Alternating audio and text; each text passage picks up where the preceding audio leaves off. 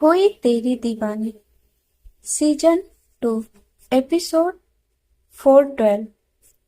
अब तक आपने पढ़ा कि ये सुनकर वासु का चेहरा लटक गया। उसने महिका का हाथ छोड़ दिया।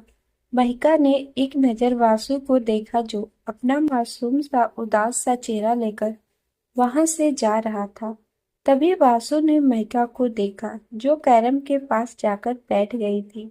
यह देखकर वासु खुश हो गया और भागते हुए महिका के पास जाकर बैठ गया।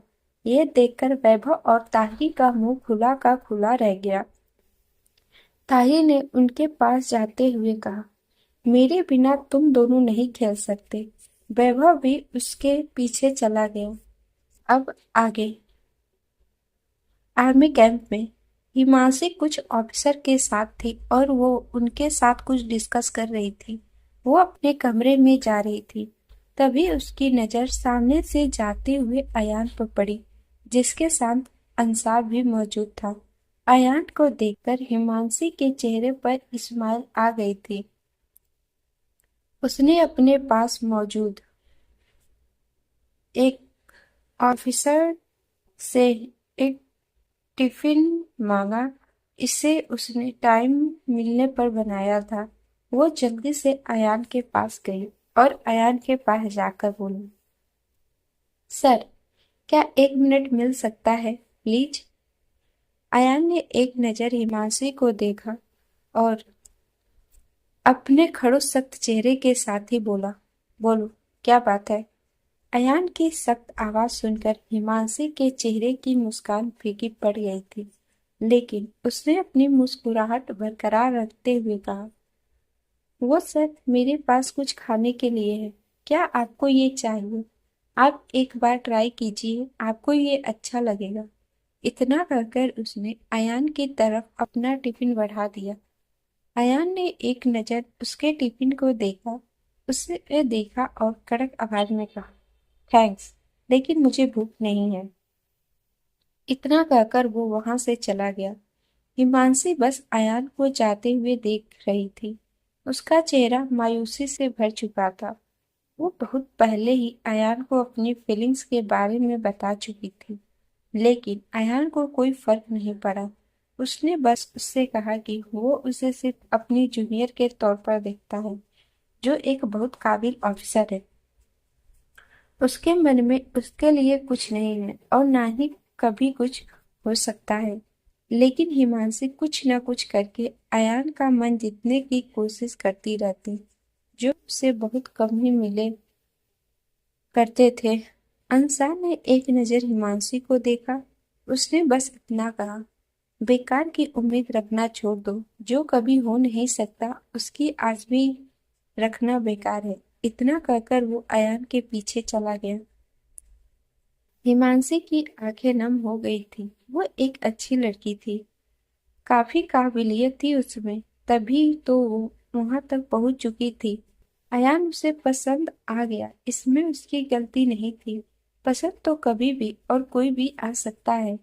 कुछ देर बाद एक खाली ग्राउंड पर वहां अयान अकेला खड़ा था। आसपास कोहरा छाया हुआ था और ठंड भी बढ़ती जा रही थी, लेकिन उसे इन सब का कोई असर नहीं हो रहा था। वो आसमान में देखने की कोशिश कर रहा था, जहां सिर्फ बादल छाए हुए थे। चांद तो दूर, एक तारा भी नजर नहीं आ रहा था। अयान की दोनों आंखें पूरी तरह लाल थी। अभी भी चेहरे पर वही शक्ति थी जो बिना कुछ कहे, बिना कुछ सुने चुपचाप बैठा था। वो अकेला नहीं था, उसके साइड में मेजर रोनित भी एकदम खामोश बैठे हुए थे। वो कुछ देर पहले ही आया था। अयान को चुप देख उसने भी कुछ बोलना जरूरी नहीं समझा और बस उसके साथ बैठा गया। जब काफी देर हो गई, तब रोनित ने बिना अयान को देखे कहा, तेजू ने मुझे बताया था आज कौन मिला। लेकिन अयान ने उसकी बात का कोई जवाब नहीं दिया। रोनित ने अयान के चेहरे को देखा, जिसके चेहरे पर उसकी बात सुनकर कोई भाव नहीं आया। ये देखकर रोनित ने एक गहरी सांस लेकर कहा, मैं जाऊं फिर? तब भी अयान ने कोई जवाब नहीं दिया। रोनित अयान के चेहरे को गौर से देख रहा था, जिसे किसी के होने या ना होने से कुछ फर्क ही नहीं पड़ता था। रोनित ने अपना नाम में सर हिला दिया और उसी के पास बैठ रहा। अगले दिन रिजॉर्ट में युवराज फिर से हैरान परेशान था और गुस्सा भी। मेघा फिर गायब थी और दोबारा उसकी लोकेशन नहीं मिल रही थी। मेघा एक मीटिंग अटेंड करके फिर से गायब हो चुकी थी, जिसका उसे कुछ पता नहीं चल पा रहा था। युवराज को मेघा की बहुत चिंता हो रही थी। वहीं मेघा फिर से उसी जंगल में थी जहां वो पहले एक बार आई थी और उसने एक सॉन्ग की आवाज सुनी थी, लेकिन इस बार वो दूसरे हिस्से में थी। वो हमेशा की तरह एक जगह शांति से खड़ी थी। वो आजकल उस जगह इसीलिए थी क्योंकि उसे वहां शांति मिलती थी और उसे शांति बहुत पसंद थी। आज जगह जगह कोहरा भी था, लेकिन माइका को कोई फर्क नहीं पड़ रहा था। वो हमेशा की तरह चुपचाप खड़ी थी। आंखों में हमेशा की तरह कोई भाव नहीं थे। कुछ देर बाद माइका ने आसमान में देखा। मौसम बिगड़ रहा था, कोहरा भी बढ़ता जा रहा था।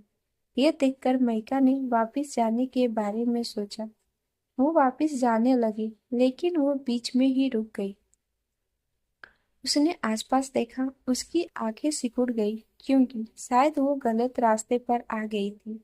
ये वो नहीं था जहां से वो आई थी और कोहरे की वजह से उसे ज्यादा कुछ समझ भी नहीं आ रहा था। उसने अपना फोन निकाला और युवराज को फोन करने वाली थी कि उसने देखा वहां नेटवर्क ही नहीं थे। ये देखकर मेघा की आंखें गुस्से से भर गई और उसके चेहरे पर साफ साफ गुस्सा दिखने भी लगा था। उसने अपने कलाई में बंधी लाखों की वॉच को देखा, जिससे युवराज को उसकी लोकेशन मिलती रहती थी, लेकिन माइका ने ही इसे बंद कर रखा था। उसने उसमें मौजूद एक बटन प्रेस किया, लेकिन कोई फायदा नहीं हुआ। ये देखकर माइका ने फ्रस्ट्रेटेड होते हुए खुद से कहा, क्या मुसीबत है युवराज, अगर कुछ देर में तुम मुझ तक नहीं पहुंचे तो तुम्हें छोड़ूंगी नहीं। फिर उसने आसपास देखा। उसने अपनी गर्दन पर हाथ फेरते हुए कहा, अब कहाँ जाऊं? ये किस रास्ते पर आ गई हूँ?